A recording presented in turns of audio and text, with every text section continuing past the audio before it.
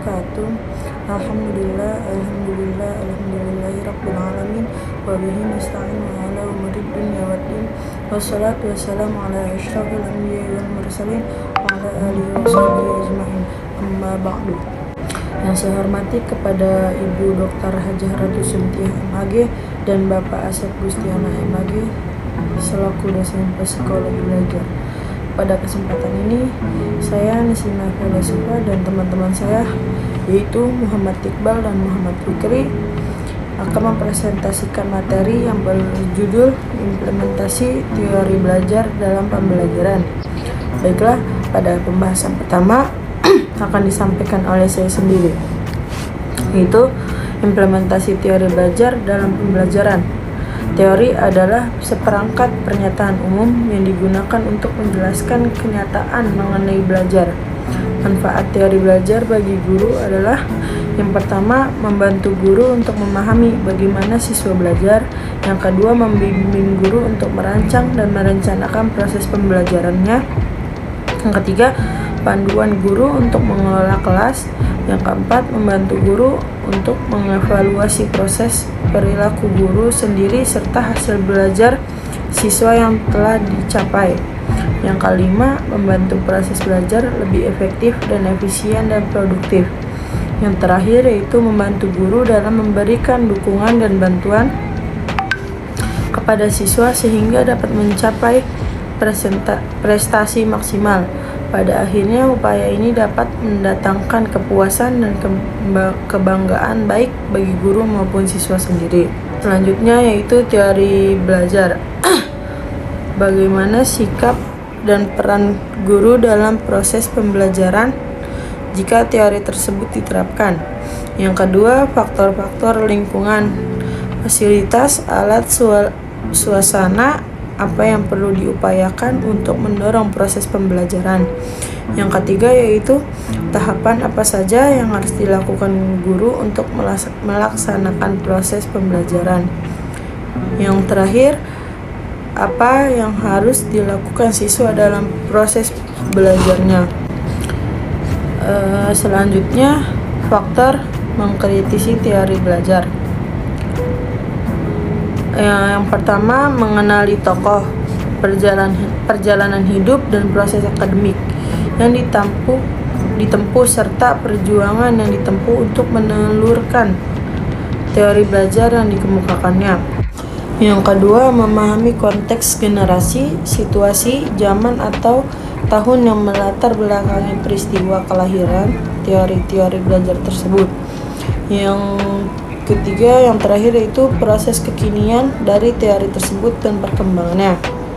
Selanjutnya, teori belajar behavioristik dan implementasinya. Teori belajar behavioristik adalah teori belajar yang mengedepankan perubahan perilaku siswa sebagai hasil proses pembelajaran. Materi selanjutnya akan disampaikan oleh rekan saya, yaitu Muhammad Iqbal. Bismillahirrahmanirrahim. Assalamualaikum warahmatullahi wabarakatuh. Perkenalkan, nama saya Muhammad Iqbal dengan nomor induk mahasiswa 12002020105 dari kelas PAI 4D. Di sini saya akan meneruskan presentasi dari rekan saya yang tadi disampaikan rekan saya tadi. Yang selanjutnya ada tokoh-tokoh dalam teori belajar behavioristik. Yang pertama ada Edward Lee Thorndike. Menurut beliau, belajar itu merupakan peristiwa terbentuknya asosiasi-asosiasi antara peristiwa-peristiwa yang disebut dengan stimulus dan respon. Jadi menurut Thorndike ini, belajar itu merupakan suatu proses stimulus atau rangsangan yang diberikan oleh seorang guru atau pendidik kepada peserta didik, yang peserta didik tersebut memberikan respon atau yang biasanya disimbolkan dengan huruf R dalam suatu pembelajaran. Jadi belajar adalah menurut Thorndike itu peristiwa antara stimulus dan respon. Stimulus yang diberikan oleh pendidik dan respon yang diberikan oleh peserta didik. Selanjutnya, Thorndike mengemukakan bahwa di antara peristiwa stimulus dan respon ini mengikuti hukum-hukum. Yang pertama ada hukum kesiapan atau law of readiness, yaitu semakin siap suatu organisme memperoleh suatu perubahan tingkah laku, maka pelaksanaan tingkah laku tersebut akan menimbulkan kepuasan individu sehingga asosiasi tersebut cenderung diperkuat. Jadi apabila peserta didik itu siap dalam menerima stimulus, maka respon yang diberikan pun akan semakin baik yang diberikan oleh peserta didik kepada pendidik. Yang selanjutnya ada hukum latihan atau law of exercise. Nah, yakni semakin sering suatu tingkah laku itu diulang-ulang atau dilatih atau digunakan, maka asosiasi tersebut pun akan semakin kuat.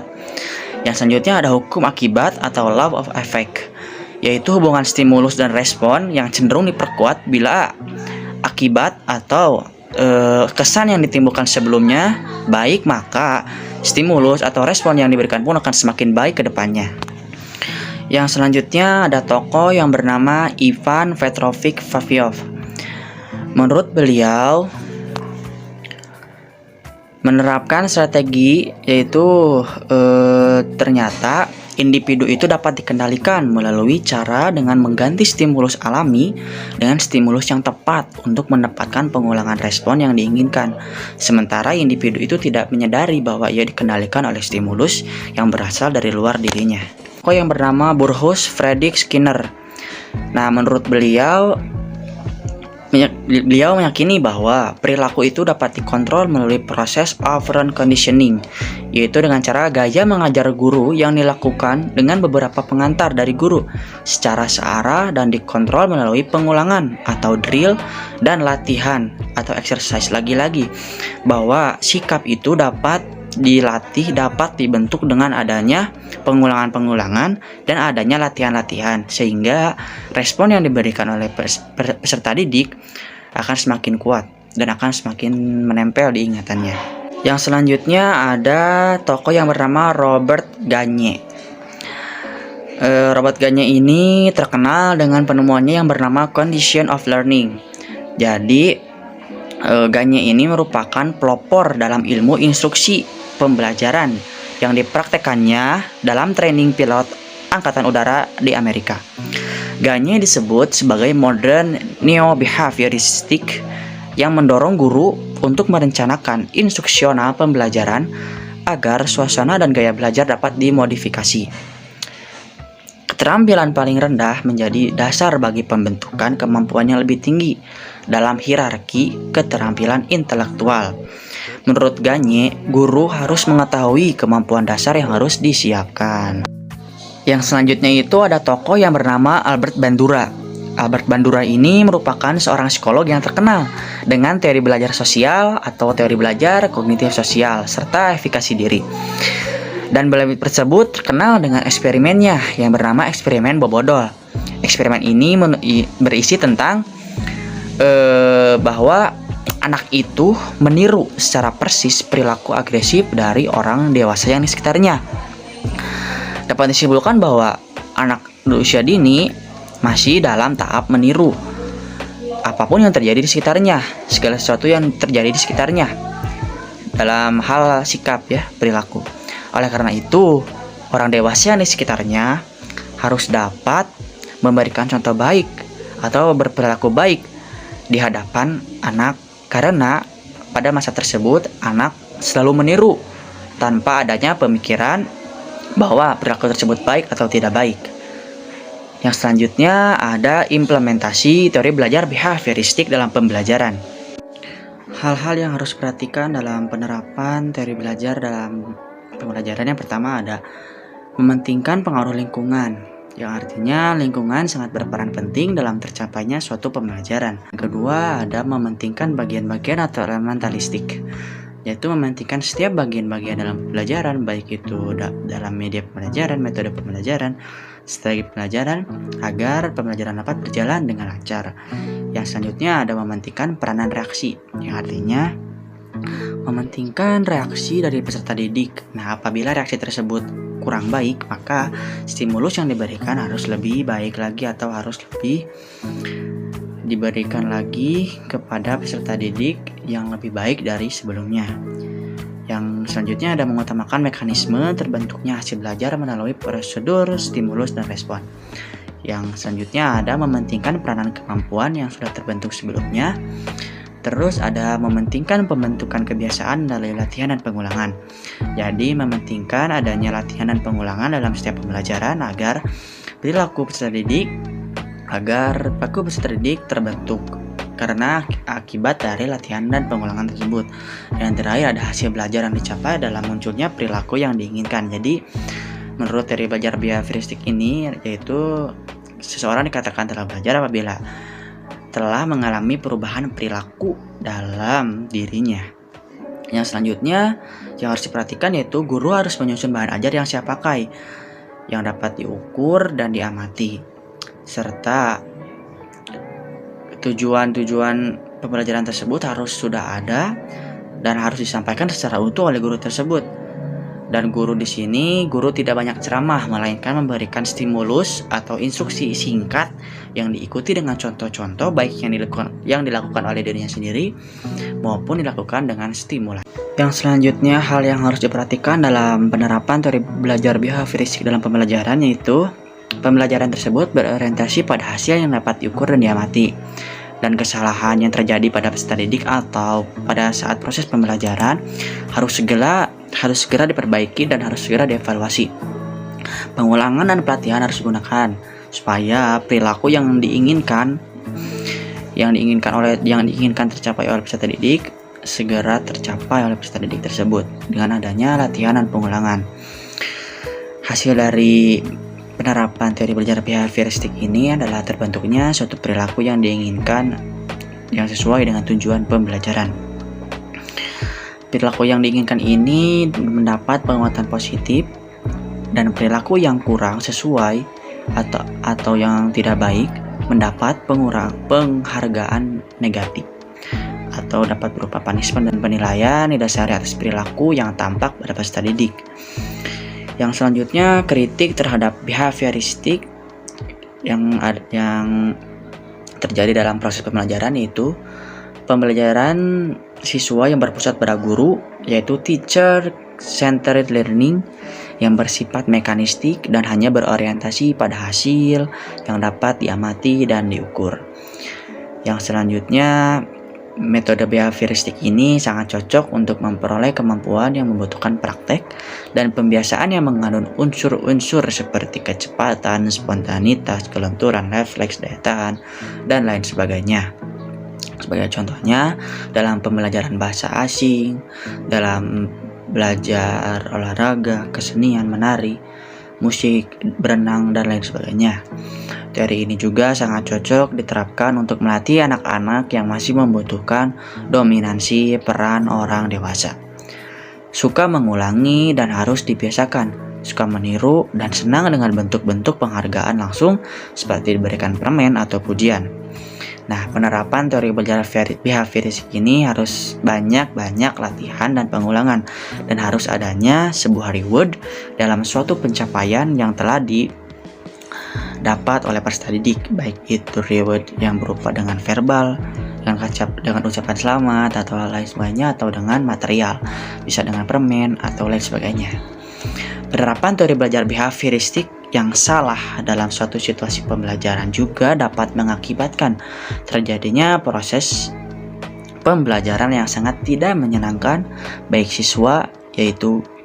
bagi siswa ataupun bagi guru yang sebagai sentral yang bersifat otoriter, komunikasi berlangsung satu arah, dan guru melatih untuk menentukan apa yang harus dipelajari oleh murid. Dan murid itu dapat dipandang pasif, yaitu tidak aktif, dan murid juga perlu adanya motivasi dari luar yang sangat dipengaruhi oleh penguatan yang diberikan oleh guru kepada peserta didik. Bismillahirrahmanirrahim. Assalamualaikum warahmatullahi wabarakatuh. Alhamdulillah. Allahumma sholli ala sayyidina Muhammad wa ala ali sayyidina Muhammad. Amma ba'd. Izin menyampaikan materi lanjutan dari rekan-rekan saya kelompok 7, yaitu implementasi teori belajar kognitif dalam pembelajar. Menurut teori belajar kognitif, pengetahuan tidak dapat dipindahkan begitu saja dari pikiran guru kepikiran siswa. Artinya, teori ini bahwa siswa harus aktif secara mental membangun struktur pengetahuan berdasarkan kematangan kognitifnya yang dimiliki proses pembelajaran siswa menurut pembentukan lingkungan belajar. Nah, namun di sini ada ciri-ciri pembelajaran dalam pandangan kognitif yang terbagi menjadi 6 ciri-cirinya. Yang pertama itu menyediakan pengalaman belajar dengan berpengaitan dengan pengetahuannya yang telah dimiliki oleh siswa. Yang kedua, menyediakan berbagai alternatif pembelajaran belajar atau pengalaman belajar agar tidak semua mengerjakan tugas yang sama. Dan yang ketiga, ciri-ciri yang ketiga ini mengintegrasikan pembelajaran dengan situasi yang realistis dan relevan dengan melibatkan pengalaman yang konkret, yang misalnya atau contohnya untuk memahami satu sama lain atau konsep siswa melalui kenyataan kehidupan sehari-hari.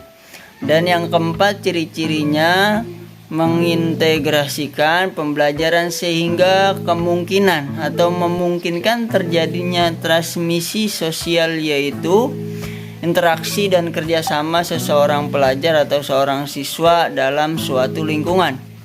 Dan yang kelima itu ciri-cirinya memanfaatkan berbagai media atau berbagai tempat atau berbagai komunikasi atau berbagai segala macam untuk memasukkan komunikasi yang terbentuknya dari lisan ataupun tulisan.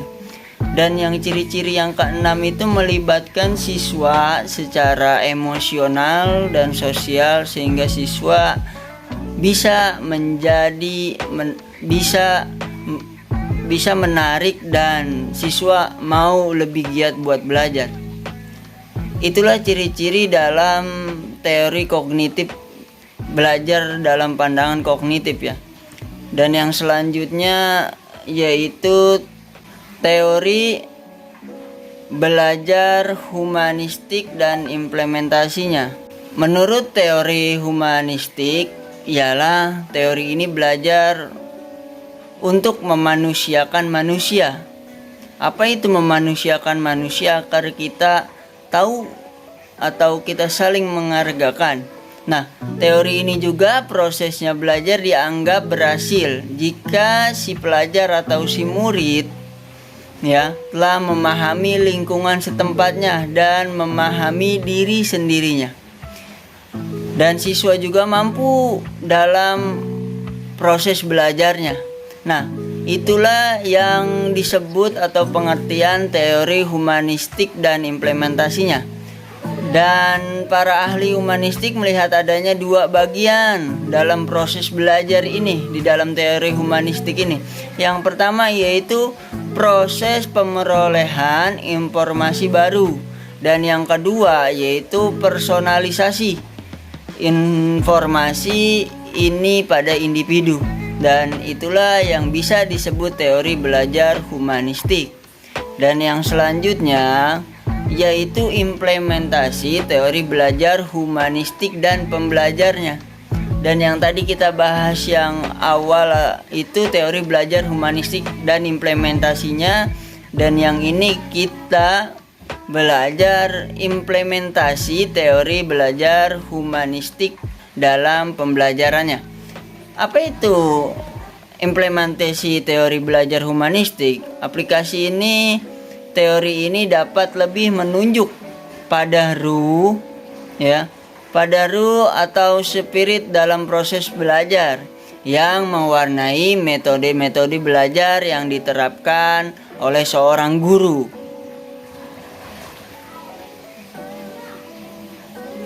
Nah, siswa juga berperan sebagai perilaku utama atau student center. Nah, yang memaknai proses pembelajarannya, belajar sendiri, yang diharapkan siswa dapat memahami potensi diri, mengembangkan potensi dirinya secara positif dan minimalkan potensi dirinya yang menjauhi itu potensi yang sangat negatif. Nah, di sini ada beberapa hal atau daripada hasil belajarnya. Adapun proses umumnya ada yang dilaluinya yaitu yang pertama merumuskan tujuan belajar. Kita harus tahu tujuan belajar kita. Kita harus punya rumusan belajarnya. Dan yang kedua mengusahakan partisipasi yang aktif. Kita jadi siswa atau jadi murid, minimal kita mempunyai keaktifan, maupun itu sifat kejujuran ya dalam hal-hal yang positif. Dan yang ketiga itu mendorong siswa untuk mengembangkan kesanggupannya. Kesanggupan dalam apa? Yaitu kesanggupan dalam belajar. Dan yang keempat yaitu mendorong siswa untuk peka. Untuk peka apa? Untuk peka ke sekelilingnya, ke lingkungannya, ke masyarakatnya. Itu sangat penting. Dan yang kelima, siswa juga mampu didorong ya. Tadi mendorong, sekarang siswa didorong untuk bebas mengemukakan pendapatnya, selama itu pendapatnya positif, bukan pendapatnya yang negatif. Dan yang keenam itu guru menerima siswa apa adanya. Guru kita sebagai calon-calon guru, jangan sampai kita milih-milih siswa atau ini siswa yang ini kayak gini, siswa yang itu kayak gitu. Dan yang ketujuh memberikan kesempatan murid atau siswa untuk maju sesuai dengan kesempatannya. Dan yang terakhir, kita semua melalui proses jelas, itu ada evaluasinya ya. Mungkin itu yang dapat kelompok kami sampaikan. Kesimpulan yang kita ambil dari materi hari ini ialah